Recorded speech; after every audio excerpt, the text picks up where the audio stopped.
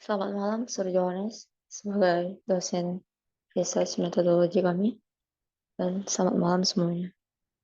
Kami dari grup 3 yang beranggotakan Devya Ananta Tarigan, Hafsah, Muhammad Ihsan Setiawan, Muhammad Alfa Rezi Zain, Nabila Ramadhani Sitakar, Badarmawan Gea, dan Willy William Sinaga. Kami akan mempresentasikan bagaimana cara kami menganalisis data mengenai experimental quantitative research. Dengan judul penelitian yang kami ambil yaitu The Effect of KWL Strategy Towards Students' Reading Comprehension in Recount Text at Gadjah Mada Junior High School. So, analisis pertama yaitu tes normalitas akan dijelaskan oleh Iksan dan Devia. Iksan dan Devia, time is yours.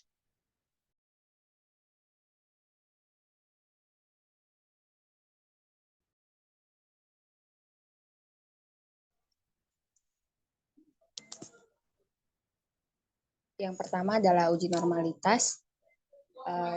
Cara pertama, urutkan terlebih dahulu data dari kecil hingga besar dengan memblok data dari atas sampai bawah, lalu klik Sort A to Z Options.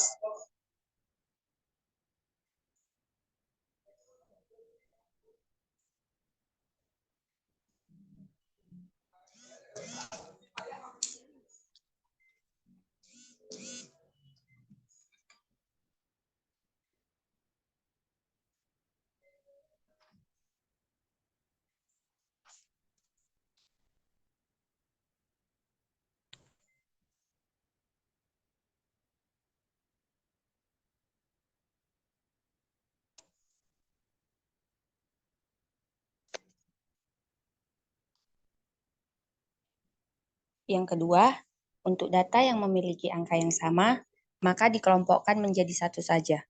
Misalnya seperti nilai 40 memiliki frekuensi sebanyak 3, nilai 42 memiliki frekuensi sebanyak 1, dan begitu juga untuk seterusnya.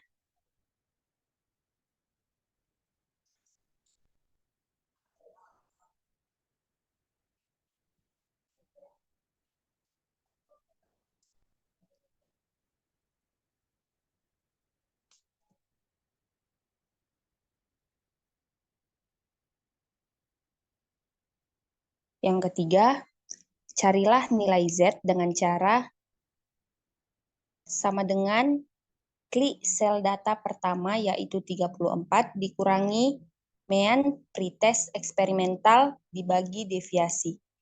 Agar angkanya tetap hingga data akhir dan sesuai,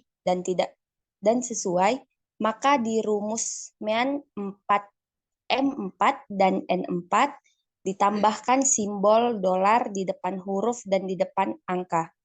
Lalu klik enter. Setelah dapat satu hasil, maka tarik ujung garis ke bawah sehingga dapat nilai Z untuk ke-25 data.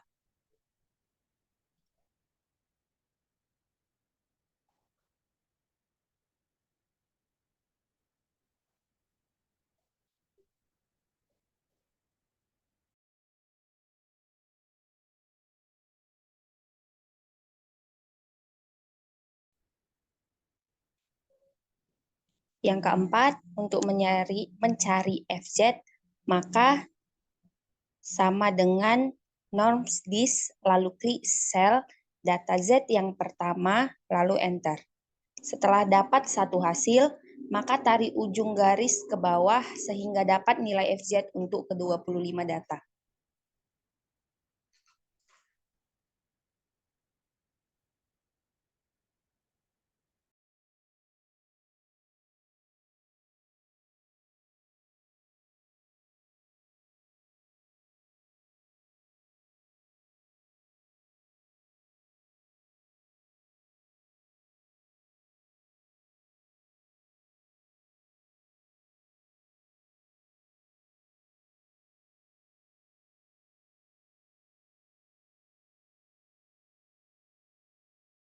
Kira-kira begini untuk rumusnya.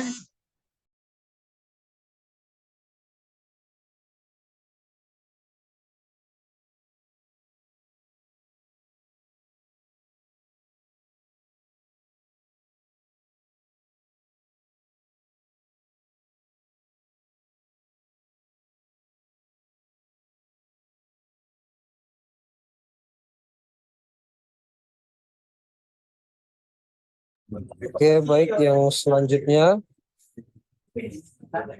yaitu terkait dengan nilai SZ. Dicari dengan cara menjumlahkan frekuensi yang dicari, kemudian ditambah frekuensi atasnya, kemudian dibagi jumlah frekuensi. Sebagai contoh, 1 dibagi 25, kemudian 1 tambah 1 dibagi 25, yang kemudian 1 tambah 1 ditambah 3 dibagi 25. Begitu juga hingga seterusnya. Kemudian langkah yang ke-6 itu setelah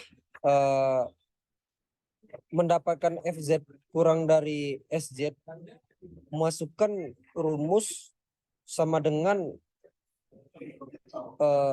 ABS, kemudian buka kurung, setelah itu klik cells. Pertama itu FZ dikurung, klik cell pertama, kemudian SZ, kemudian tutup kurung lalu enter. Begitu langkahnya. Setelah dapat satu hasil, maka tarik ujung garis ke bawah. Dia harus di-type dulu ujung garis ke bawah sehingga nantinya dapat nilai FZ dikurang SZ untuk ke 25 data. Kemudian yang ke-7 terkait dengan LV atau nilai L-nya itu dihitung sama dengan MAX, max. Buka kurung, kemudian data itu harus kita blok dulu dari data pertama, yang mana data pertama kita itu adalah FZ dikurang SZ sampai akhir, lalu ditutup kurung. Kemudian enter, ubah format menjadi 3 angka di belakang koma. Terkait dengan L tabel, kita bisa melihat di tabel yaitu 0,180, maka I-nya itu hitungan lebih kecil dari I tabel. Artinya data berdistribusi secara normal.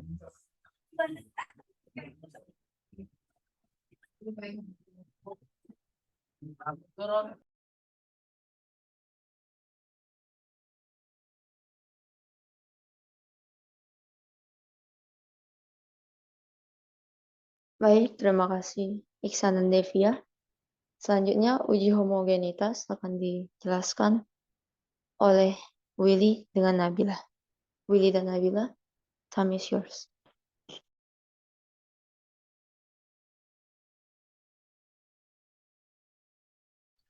Baiklah, selanjutnya saya akan menjelaskan mengenai uji homogenitas.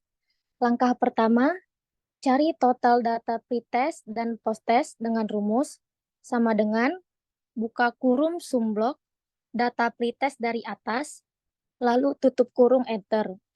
Begitu juga untuk data posttest.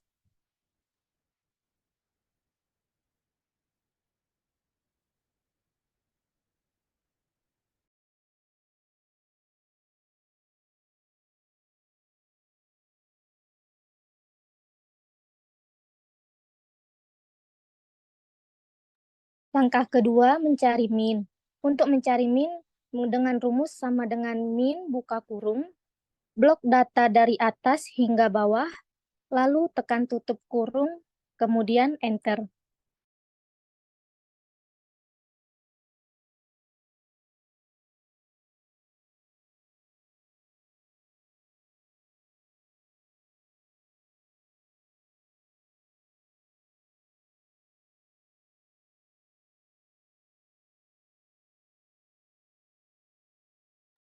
Langkah ketiga, mencari deviasi.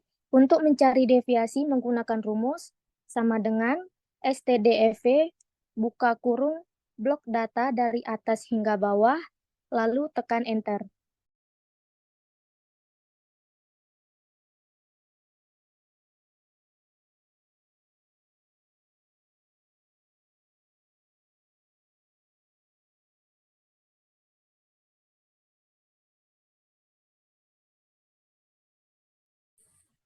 Baik, langkah selanjutnya yaitu cari varians dengan rumus sama dengan var buka kurung blok data dari atas sampai bawah, lalu tekan enter. Kemudian ubah format menjadi 2 angka di belakang koma dengan memblok data. Kemudian klik kanan mouse. Selanjutnya klik format cells, klik number, dan lalu di decimal place buat angka 2 yang berarti 2 di angka koma, dan selanjutnya tekan OK.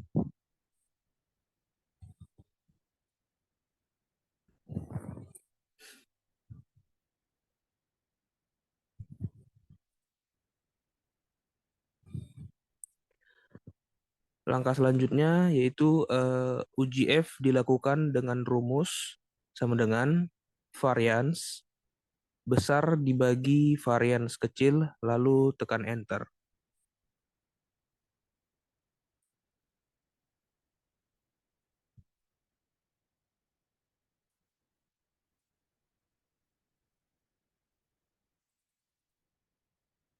Langkah selanjutnya yaitu F-table.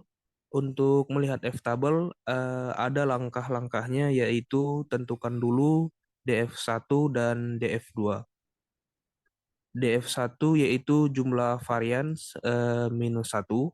Jumlah variansnya itu 2 karena kelas kontrol dan eksperimen, maka hasilnya menjadi 1.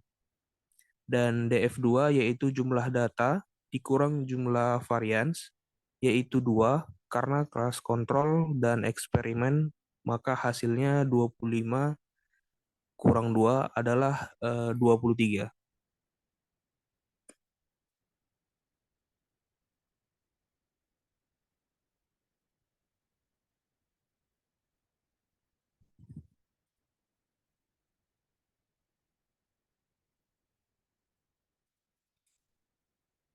Selanjutnya, lalu lihat tabel F, lihat DF1-nya 1, lalu cari ke bawah DF2-nya adalah 23, sehingga ditambahkan F, tabelnya adalah 4,279.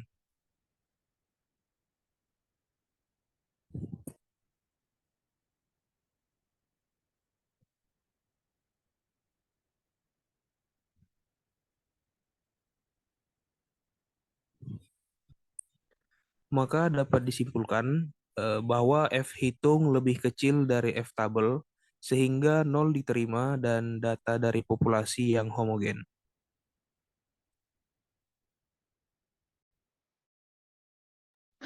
Baik, terima kasih William Sinaga dan Nabila Ramadhani Sitapa atas penjelasannya mengenai uji homogenitas. Selanjutnya adalah uji T atau yang biasa disebut dengan uji hipotesis yang akan dijelaskan oleh Muhammad Al-Farayazi Zain dan Wedermawan Ghea. Untuk Muhammad Al-Farayazi Zain dan Wedermawan Ghea, time is yours.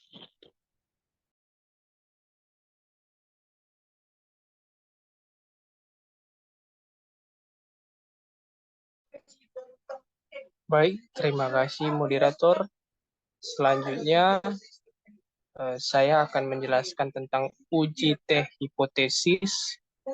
Cara yang pertama yaitu buat dulu H0 dan HA-nya. Di sini H0-nya there is no significant effect of using KWL towards students reading comprehension in quick context. Itu untuk H0-nya, kemudian untuk HA-nya, there's significant effect of using KWL towards students reading comprehension in recount text.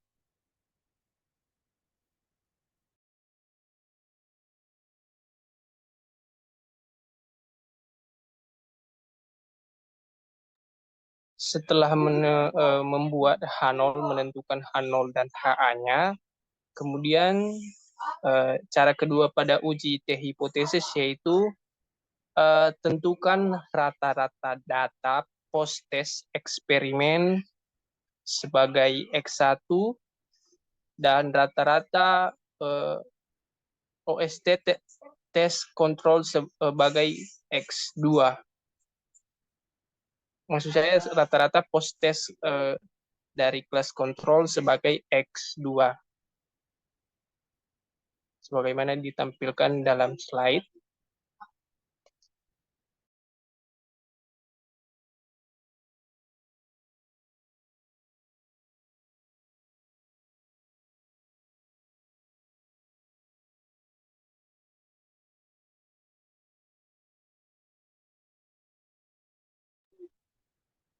Kemudian setelah langkah kedua, kita masuk ke langkah ketiga, yaitu lalu tentukan deviasi atau simpangan rata-rata pada kedua data.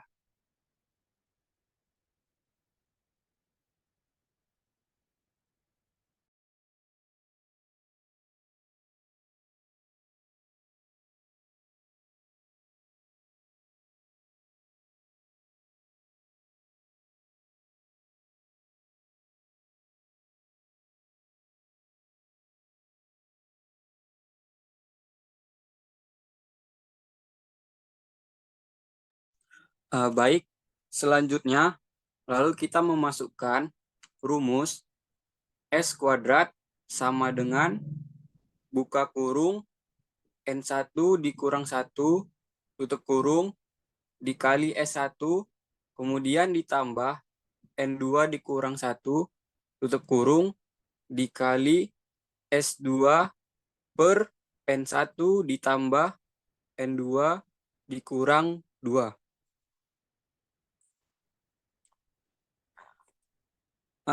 Bisa kita lihat di slide, maka didapat hasil 316,8. Maka akar dari 316,8 adalah 17,8. Maka T hitungnya adalah masukkan rumus yang sudah ada, kemudian tekan enter.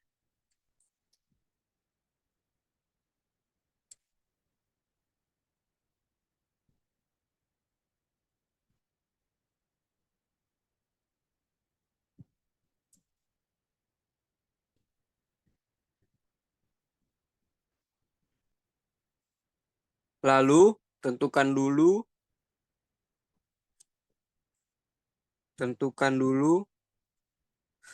data kebebasannya, yaitu DF buka kurung N ditambah N dikurang 2. N yang dimaksud adalah N dari jumlah data.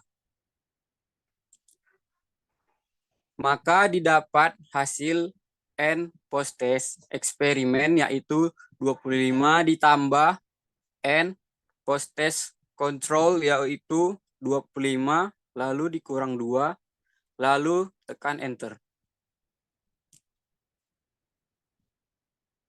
Maka hasilnya akan menjadi 48.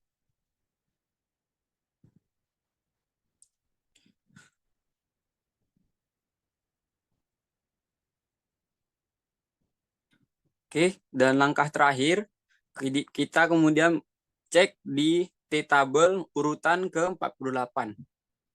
Taraf persennya adalah 5% atau 0,05.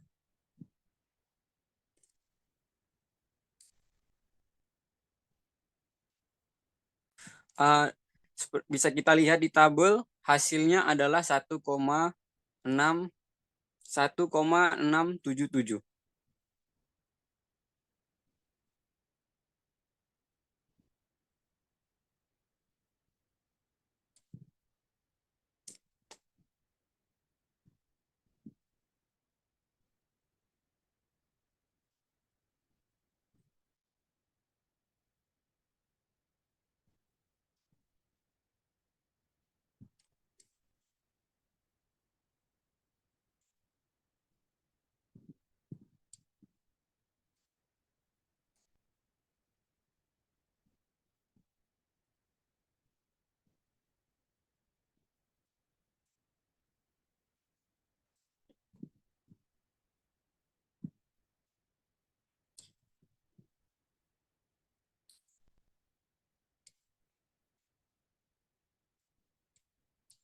Baik, eh, dari hasil tabel yang kita lihat, dapat disimpulkan bahwa T hitung lebih besar dari T tabel, yang dimana artinya HA diterima, yaitu adanya efek signifikan dari penggunaan metode KWL pada reading comprehension dan H0 ditolak.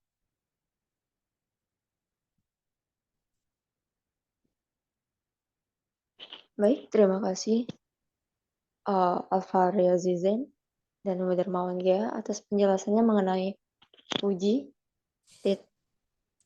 atau hipotesis. Demikianlah hasil presentasi kami mengenai uji normalitas, uji homogenitas, dan uji T atau hipotesis terhadap metodologi eksperimental kuantitatif.